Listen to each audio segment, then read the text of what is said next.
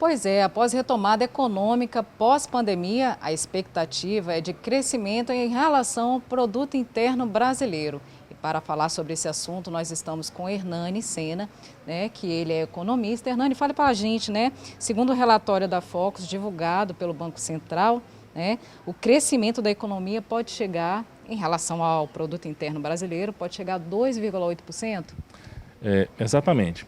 Apesar de toda a crise de saúde, e o cenário internacional não muito favorável, a projeção é que o Brasil termine 2022 com a taxa de crescimento do PIB que pode chegar a 2,8% até 3% do PIB. O que acontece? Durante a pandemia, os governos do mundo inteiro promoveram políticas de aumentar o gasto público, através de auxílios, através de estímulos à economia, para tentar combater os efeitos negativos da Covid na economia. E o resultado disso é que houve um crescimento do PIB aqui no Brasil. Não só isso, o Brasil adotou algumas políticas que só estão sendo adotadas agora nos países fora do Brasil, exemplo, Estados Unidos, na Europa, que foi aumentar a taxa de juros ao longo do tempo. Por quê? Porque o aumento do gasto público, ou seja, essa expansão da base monetária da economia, essa injeção de dinheiro na economia, ela no longo prazo gera inflação. E a inflação, por sua vez, ela vai corroer o poder de compra da população. Ou seja, o cenário é incerto, né? Isso, o cenário internacional é muito incerto. Por quê?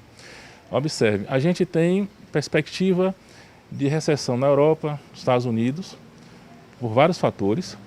Nós temos ainda a Covid muito forte na China e alguns problemas no setor imobiliário chinês, que ninguém sabe como é que vai ficar. Temos ainda o prolongamento da guerra da Ucrânia com a Rússia, que impacta o mundo inteiro, certo? Temos o cenário de incerteza no Brasil, porque a gente acabou de passar por um processo eleitoral e é natural que no primeiro ano de governo surja, pelo menos no início, alguma incerteza até o governo arrumar a casa. E quais seriam os pontos assim que você destacaria, com relação ao mercado internacional, principalmente o avanço aqui no Brasil, em relação ao produto interno brasileiro? O que acontece? O Brasil ele é um grande exportador, um grande produtor de commodities, ou seja, a gente vende muita matéria-prima, então alimentos, minério de ferro, que vai dar suporte para a produção industrial de outros países. Então, por exemplo, se a situação da China ela conseguir superar os problemas que tem hoje e a economia chinesa crescer, a perspectiva é que a gente venda muito minério de ferro para eles, venda muito alimentos e para outros países também.